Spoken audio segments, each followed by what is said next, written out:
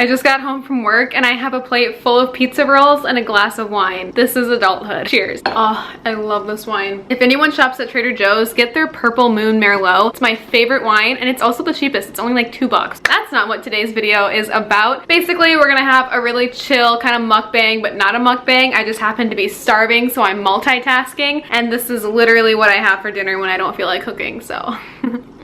How do people do mukbangs? I can't talk and eat at the same time. I have to devour it. I did not pour myself enough wine. As you can tell by the title of today's video, I'm going to be talking about how I told my parents my decision to drop out of college, because I get this question quite often on Instagram or in comments on my videos about dropping out of college, and I always address it individually because I understand this is definitely a topic and a situation that varies depending on the family, depending on the relationship, but I realized that I never really talked about it on my channel, and this is definitely a video that I would click as a viewer. It's something that I would be interested in seeing. It also reminds me of those teen mom videos where it's like how I told my parents I was pregnant, which is like the only type of how I told my parents I was blank videos that I see online. Well, today we're going to do a how I told my parents I dropped out of college video, because that happened, and if you're new to my channel or new to my life, you might not know that I did this. In 2015, sophomore year of college, I dropped out. This is what happened. Also, if you've listened to my friend Jan's Hello 20s podcast, I'm going to link the episode. I think I can link episodes. If I can, it'll be down below or in an iCard above. Definitely go listen to Hello 20s. I guest star on an episode. But we do address how I told my family I decided to drop out of college on her podcast as well. So if you want to hear me talk about it on that podcast or are interested in hearing more, she interviews me about kind of like what happened. But the fact that we discussed it on her podcast also made me want to make this video, along with all the messages that I have received about people asking me how I told my parents, because it is a big deal, especially if your parents are helping you out financially in college. My parents personally did not help me out in college. That was a big reason why I made the decisions that I made so independently. But if they are paying for your school, I can totally see why this would be a really sticky situation to navigate, because even though it is your college experience, they're supporting you financially. It gets a little tricky there. Before we jump right on into it though, don't forget to give this video a thumbs up and comment down below, as well as subscribe. We really are like one big family with lots of love to go around. It's never too late to join. All you have to do is hit subscribe. Also, don't forget to click the bell, because this notifies you every time I upload a new video, and I always shout out the first comment on my social media, so be sure to be following me on that as well. With all that being said, let's take a trip down memory lane to October of 2015. I was a sophomore in college. I was still attending the College of Wooster in Ohio. Some of you may know this, but I started my YouTube channel my freshman year, so my channel was just starting. I had all these videos about basically how much I didn't like college. I talked about my freshman year experience and how difficult that was. I'll link that above as well as down below too if you want to check that out. A lot of girl drama happened that year, a lot of reasons that kind of made me really unhappy. For some strange reason, I decided to go back a second year and give it another try, because I got a really good deal. I got a single dorm all to myself. I had a great class schedule, and I just thought, you know, it's a fresh start. Maybe this year will be different. I made it 2 months. I made it to October before having a full-on breakdown, crying, not leaving my bed, skipping class, all because I had a really bad day, and it kind of flipped a switch in me. And this was around the time where I had just discovered that I might have had bipolar, but we weren't really exploring the diagnoses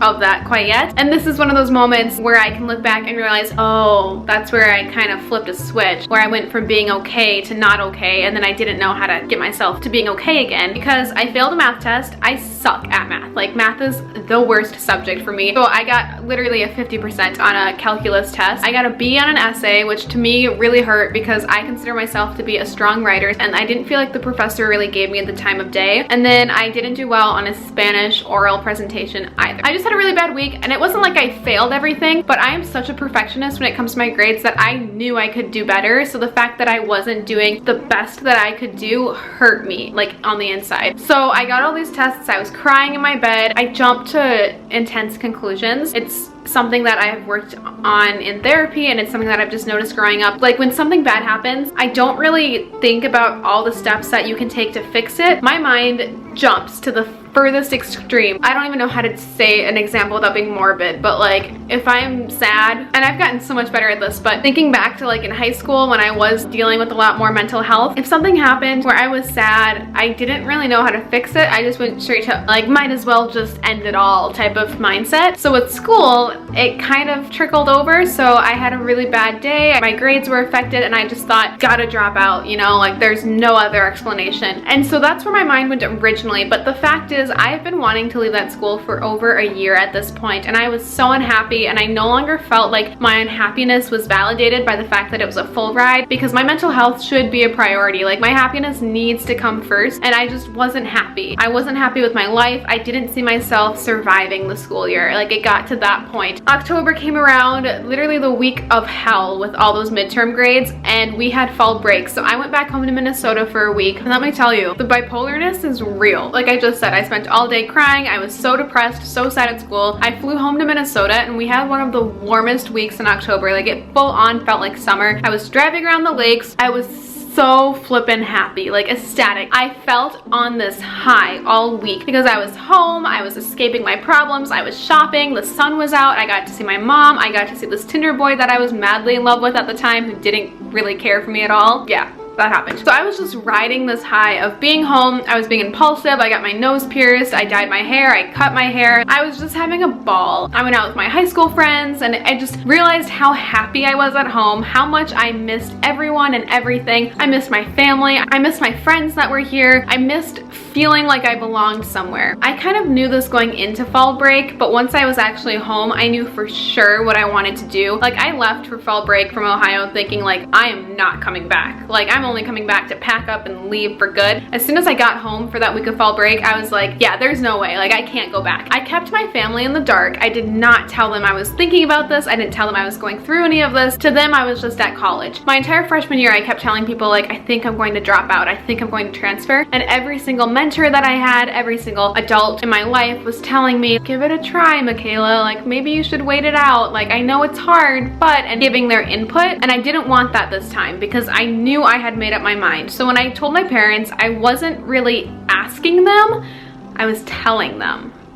And that's a big difference. So I'm the oldest of 5 kids, so it's really hard to get like one-on-one time with my parents. I got my parents out to eat with just me and my youngest sibling. So it was the closest one-on-one time I could get with my mom and dad. And I remember being so nervous to tell them, but I also had a plan. Like, I made sure that when I told them, I was ready for any question that they had, because I knew that they just didn't want me to come back home and be a bum and not have a plan for my future. So I wanted to show them that I had a plan. So basically we got there, we sat down, and I just told them, I was like, guess what? I'm not going back. In a more, you know, elaborate way than that, I did express how it wasn't working out. I wasn't happy. It was actually quite terrible, and that I had planned to go back next week after fall break to pack up my dorm and come home, and that I wanted to work for a year. I told them I was already starting to apply for jobs here, and that I just wanted to save money and then transfer to the community college near our house, ultimately transferred to the University of Minnesota. And they listened. They were a little concerned, but also my parents were helping me fly back and forth. So they did help me with plane tickets to the College of Wooster and back to Minneapolis. So they were happy knowing that they wouldn't have to pay for airfare anymore. Also, I mean, as much as I miss my family, I'm sure that they missed me. So the fact that I wanted to come home and finish my education probably wasn't the worst thing in the world. So lucky for me, my parents were pretty supportive and open, and they understood the situation. They also knew my history with mental health, and they wanted to make sure that they could help me in any way that they could. So knowing that I was unhappy at the school, knowing that they were spending money to fly me there, they probably saved money by letting me come home. Also, it was a full ride, so I knew what I was getting into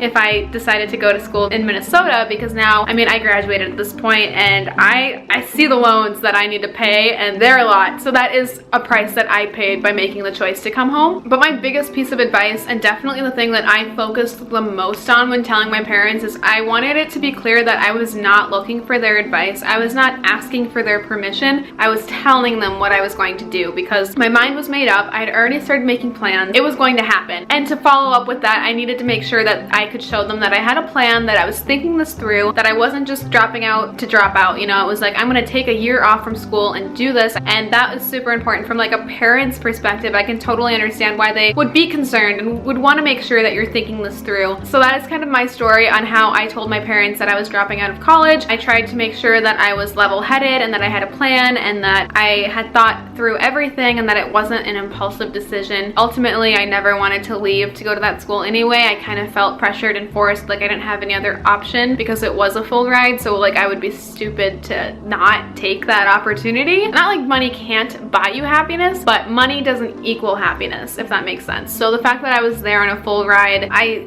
still had an awful experience, and it was definitely not the school for me. If you want to see videos about that, I have them listed above as well as down below. But long story short, after fall break ended, I flew back to Ohio, packed up my dorm room. By the end of that week, my dad had driven out to help me pack up all my things, and we drove back home. And if you want to know more information about kind of my mindset and what happened that week, I did just post a video where I share with you the journal entry that I wrote my last night in that college, in that dorm, how my mind was kind of processing everything. I'll link that video above as well as down below. Please go watch it. It means a lot to me, and it's really vulnerable. It's my journal from that night. Like, all my emotions were poured into that. It's really important to me because I wasn't expecting to feel the way that I felt leaving that school. You'll know what I mean if you watch that video, so definitely go watch that, because that will give you another side to this experience in my life. This is definitely a video that I've been wanting to make for a while, so I'm glad that I finally just sat down with my pizza rolls and wine and told you guys the story of how I told my parents I was dropping out. I am so glad that I did. It was one of the best decisions for my life, and I 100% believe that. Everything in my life led me to this exact moment, but that was a very crucial decision and moment in my life. I mean, my life could have gone one of two ways. I could have stayed in Ohio, taken that path, or gone back home having no idea what would happen, winging it and seeing what would come out of it, and this came out of it. Me enjoying pizza rolls and wine on my living room floor on a Thursday night after a night of work. I wouldn't be here if I didn't make that decision back then. So if you clicked on this video because you're looking for a sign or encouragement because you aren't happy at your college, this is it. Listen to your gut, honestly. It's scary, but I'm so happy right now, and I can honestly say that, especially because 2-3 years ago in college, with that journal entry and this time in my life that I'm remembering, like, I was very, very sad, very depressed. I didn't think I was going to make it if I stayed at that school for a year. This is it. This is that sign you're looking for, and I wish you nothing but the best. Let's wrap up this video. Thank you so much for watching. If you have more questions or something that I didn't address that you were hoping I would address, please comment them down below and let me know. But thanks so much for watching till the end. I really appreciate that, and I will see you guys very soon with my next video. Have a great rest of your night. Bye!